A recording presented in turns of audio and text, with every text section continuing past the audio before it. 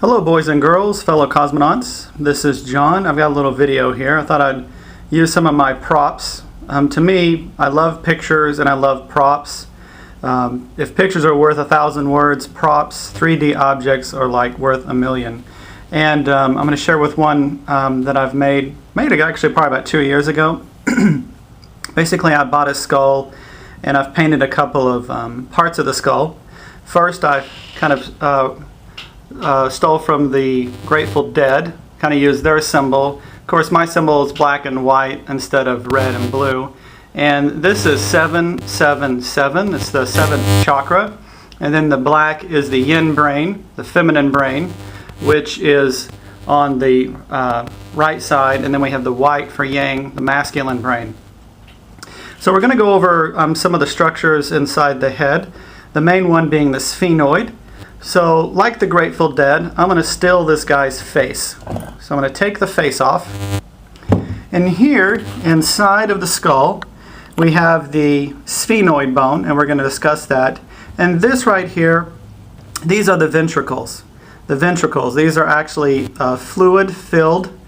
And to me, this is like the part of the brain that tunes into vibration. Actually, some say that if you turn the ventricles a specific way, you can get the Om symbol to show up. I've played with it, and that's about as close as I can get getting the Om. You kind of see the 3 in that back aspect. And this goes into the higher brain, the lower brain, and the cerebellum, this part here. And fluid holds vibration, so Om being a sound, different vibrations carry these frequencies throughout the brain. But what we're going to mostly focus on is the sphenoid bone. And the sphenoid bone is, without a shadow of a doubt in my mind, it is the Ark of the Covenant. The Ark of the Covenant that holds all the power. Now you can see here, I've painted this sphenoid gold, as I believe it should be. And you can see in the top of the skull, I have Michelangelo's painting, man and God touching fingers. And we're going to go over that also. But the sphenoid bone, what's really interesting about the sphenoid bone is, let me adjust my camera here. Hope I don't give you a seizure. Looking at this, actually in anatomy, these are called the greater wings, and these are called the lesser wings. And I'm going to turn here to my computer, and I've pulled up this page already. Let me go to my page. Here, this is Kings 6:27, and it says, "And he set the cherubim within the inner house, and they stretched forth the wings of the cherubim, so that the wing of the one touched the one wall, and the wing of the other cherubim touched the other wall, and their wings touched one another in the middle of the house." So here, going back to the skull, and that was referring to the Ark of the Covenant. We have the greater wings of the sphenoid touching the outer wall of the temple being the inside of your head.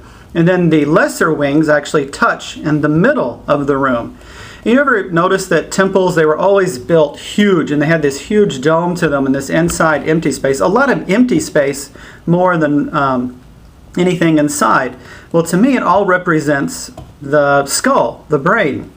There's a couple of interesting things about the sphenoid bone. Number one is this little indention here. And this little indention here is called the sella turcica. And it's a Turkish saddle is what it means. And you can kind of see from this angle, it's just a little pocket. And this little pocket is actually where the pituitary sits. Now, an interesting thing about the pituitary, and going into what is inside of the Ark of the Covenant, they say there are a couple of objects inside the Ark of the Covenant. Number one are the 2 stone tablets that the 10 Commandments are upon. And to me, the pituitary is the 10 Commandments. You have 2 lobes of the pituitary, and the commandments are the hormones. Just above, up here, we have the hypothalamus. In the hypothalamus, whenever you mentally feel a particular way or emotionally, neurochemicals are produced that goes down the pituitary. Pituitary releases hormones, the commandments of the body, and it affects the other endocrine glands, and all the endocrines are attached to chakras. So there's the chakra hormonal neurochemical tie-in, and it's right there sitting inside of the sphenoid, inside of the Ark of the Covenant.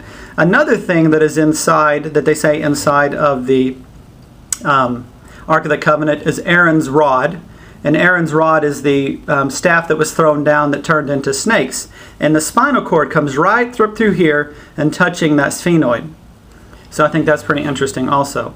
So without a shadow of a doubt, to me, this is the Ark of the Covenant. You can see the wing structure here. And I want to go a couple of other things. Here, let me pull up a page I've put together here on the computer. I'm not sure how this is going to turn out on film. This is one of the classes I've done before. I'm going to get to the pages I want. Okay, here's the page I want. So here, like you have that Michelangelo's creation of man, which I had in the upper part of the skull. I printed that out and stuck it in the top there. Because to me, that the skull is the temple. And actually, if you touch your temples, you know, the part of your head just behind your eye, in front of your ear, what we call the temple, look where that sits. That sphenoid, if you're touching that sphenoid, if you're touching your temples, and literally, if you're touching your temples, like if you're holding your head and touching your temples, you're touching the Ark of the Covenant and tapping into the pituitary.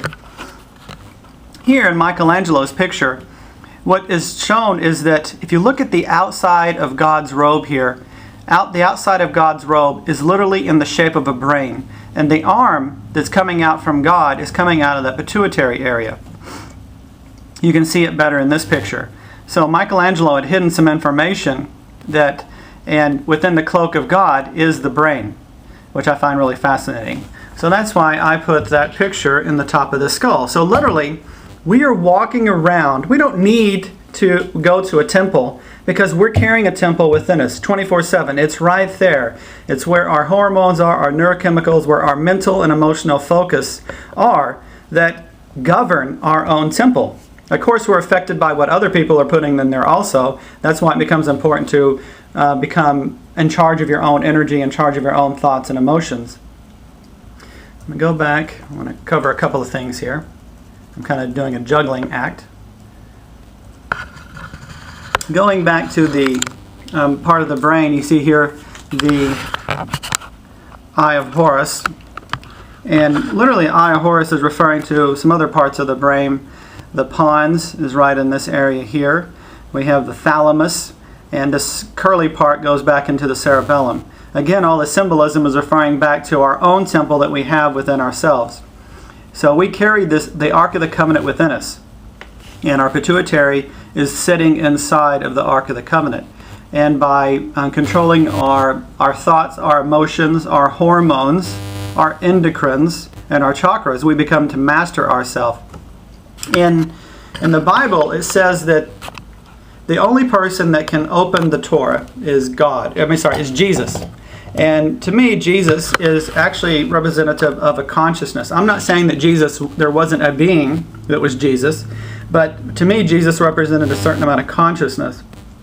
And so did Buddha. For example, Buddha is like that consciousness that sits at the base of your skull. And you can look at this as a tree, your brain being a tree. Remember, Buddha sat at the base of the Bodhi tree and became enlightened. We have to have that Buddha consciousness, which is awareness of where our thoughts and our visuals are. And then the second part of that is getting in touch with the Christ consciousness, which resides in the heart. They both go one in one. And actually, you can't reside in the heart in a loving space unless you have the awareness. And you can't reside completely in the mind like you need to be unless you're in the heart, Christ. So Christ and Buddha, in a way, we need to marry in our consciousness. Around our body is a toroidal field. This is a little toroidal field that I put together. Let me move this object here. And basically, it's two lids that I glued together, and we have funnels in the center. Well, basically, this is the energy field around your body. It's the same kind of energy field that is around the earth, around the sun, around just about every living object, planets, everything. And we have the chakra system that go down the center. And this field is called the toroidal field, which sounds a lot like Torah, doesn't it?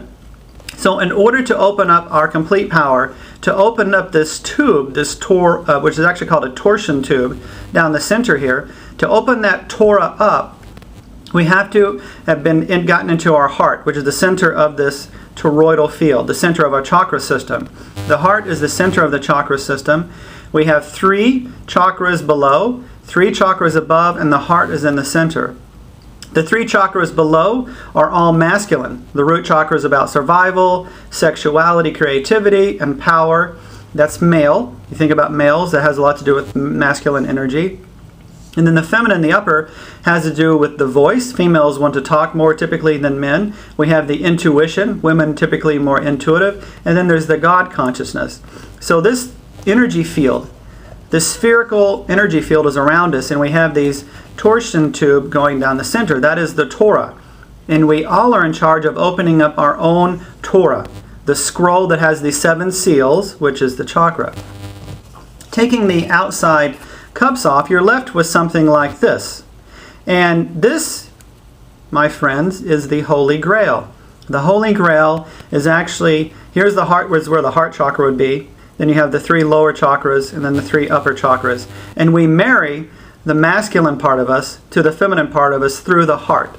Through being in a loving, unconditional loving space, being in the Christ consciousness, we open this torsion field up. This Holy Grail. Once we open it up, we have access to our power.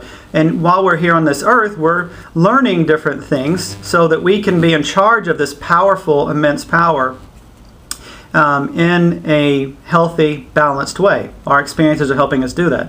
So this is an energy field. This would be your heart, head, and this is the lower part of your body.